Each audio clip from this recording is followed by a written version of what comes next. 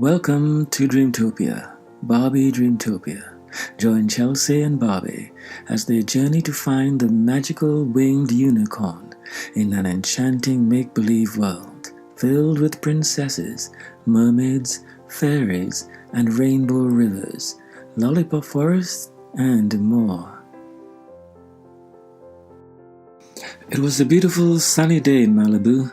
Barbie was busy getting ready for the annual Fun Days festival with Teresa, Nikki, and Derek. Barbie couldn't wait for Fun Days. Every year the festival was filled with lots of fun and creative activities. There was a bicycle race, a soap bubble race, a mermaid photo booth, a glitter rock hunt, and costumes.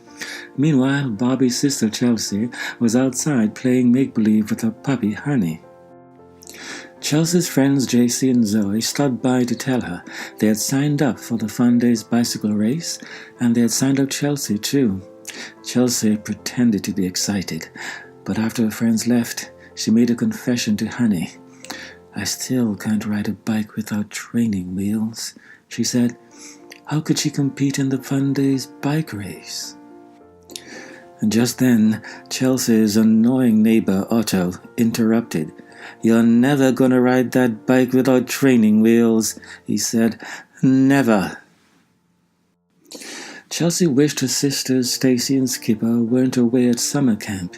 If they were home, they could help her with her bike and Otto. Maybe Otto was right. Maybe she wouldn't be able to ride her bike without training wheels in the race. Later that night, Barbie gave Chelsea a memory box to make all her sisters feel close. It contained Skipper's headband, Barbie's pink quartz, Stacy's swimming goggles, and a brand new candy necklace. You can add your own memories this summer to share with Skipper and Stacy when they come home, Barbie said.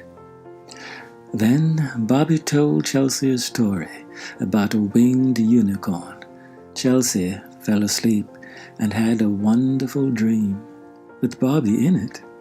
In the dream, Chelsea and Honey rowed a boat in a pink lemonade river. They entered a land where everything was made out of candy. "You're in Sweetville," said Barbie. She had bubble wings and was known as the Sugar Spun Fairy.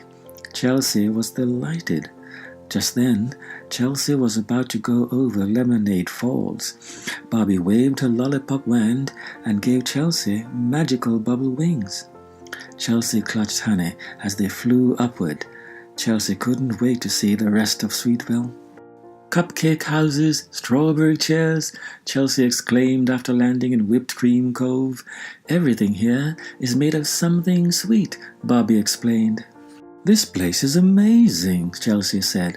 "It reminds me of a story I heard about a winged unicorn." "You know about the winged unicorn?" asked Barbie.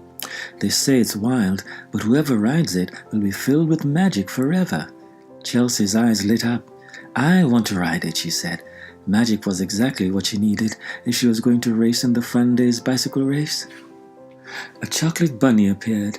"Sugar Spun Fairy, I have terrible news. Our creations are being destroyed," he said, pointing to his half-eaten chocolate ear.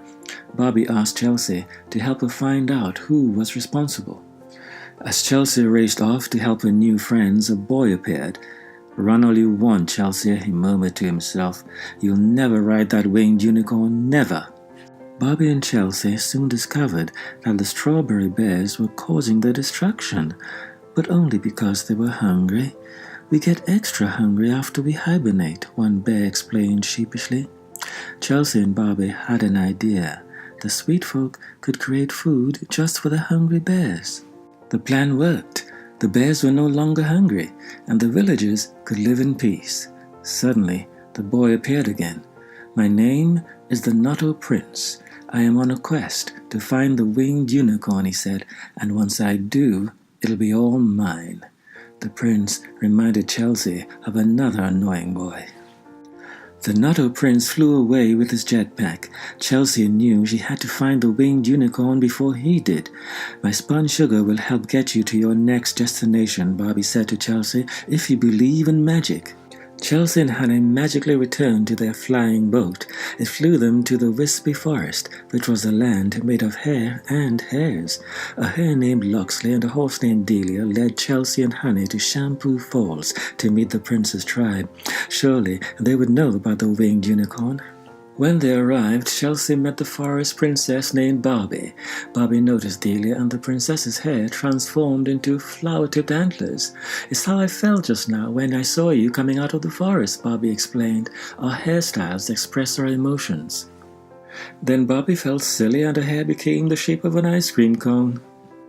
Another princess felt creative and her hair looked like a musical note. It seemed to be so much fun that Chelsea tried it too. Suddenly, an angry creature called a mopal interrupted their fun.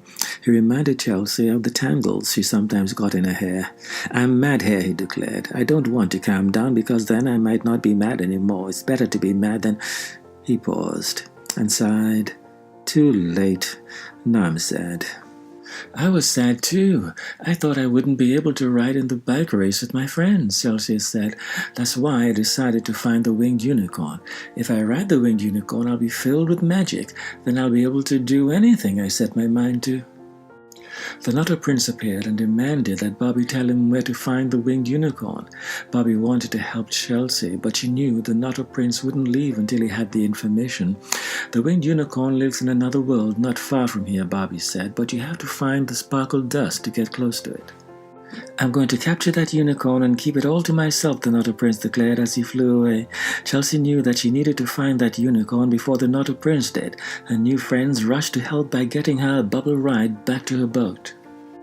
Soon Chelsea and Honey arrived at Sparkle Mountain, where they found Barbie the apprentice Glitter Queen.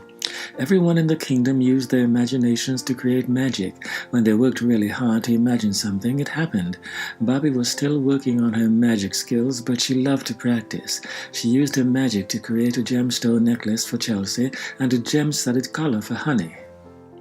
Later, Chelsea met the castle cat Melky. "What a pretty necklace," Melky said, eyeing Chelsea's sparkling jewelry. "Does it contain sparkle dust?" "Yes," said Barbie. "It was exactly what Chelsea needed to find the winged unicorn."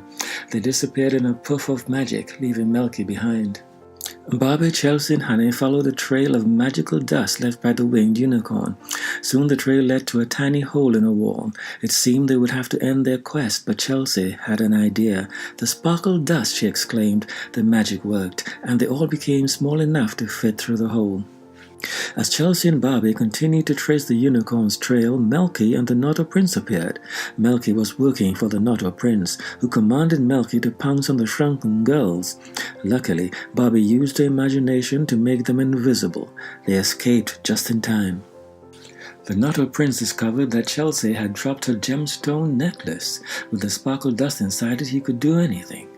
Meanwhile, Barbie, Chelsea, and Honey arrived at a reflecting pool. Barbie's friends Amethyst and Cobalt came up with a plan. "You can use the reflecting pool to find the winged unicorn," Cobalt said. Barbie used her magic. An image appeared in the water. The winged unicorn was in Rainbow Cove. Chelsea didn't know how to get to Rainbow Cove without her gemstone necklace. "You have inner strength," Barbie reminded her as she helped Chelsea and Honey on their way.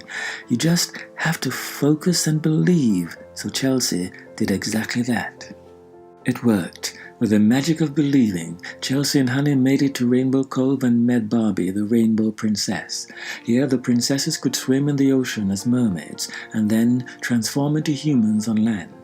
They saw the Nutter Prince, but he was up to no good. He had caught the winged unicorn in a rainbow cage, but had somehow locked himself in the cage as well. Barbie assured Chelsea that they could save the unicorn if they all worked together. The princesses joined their color powers to form a beam of light. With Chelsea's and Barbie's help, they pointed the beam at the lock, which broke open. The winged unicorn was free. Chelsea leapt onto the winged unicorn's back. Together they flew safely away from the Nutter Prince. Suddenly, Chelsea realized she had achieved her goal. "I'm riding the winged unicorn," she cheered. Honey barked happily as Chelsea and the winged unicorn sailed across the sky. Chelsea felt as if she were magical. When Chelsea awoke from her dream, she was amazed by all the things she had seen and people she had met. Now she knew what to do for fun days. Later that day, she arrived at the starting line of the bike race with her training wheels. "I haven't learned how to ride a bike without my training wheels," Chelsea confessed to her friends. "I was afraid to tell you." "I just took my training wheels off a few months ago," Zoe said. "And I can't ride very fast," JC added. Chelsea grinned. Her friends didn't care one bit about her training wheels. Moments later, the race started. Chelsea rode as fast as she could. Chelsea astonished everyone by crossing the finish line first. "You did it," said Barbie. Chelsea smiled. Riding her bike had felt like magic. And maybe it was. The end. Next week, a storyteller will read Smurfette and the Lost Village.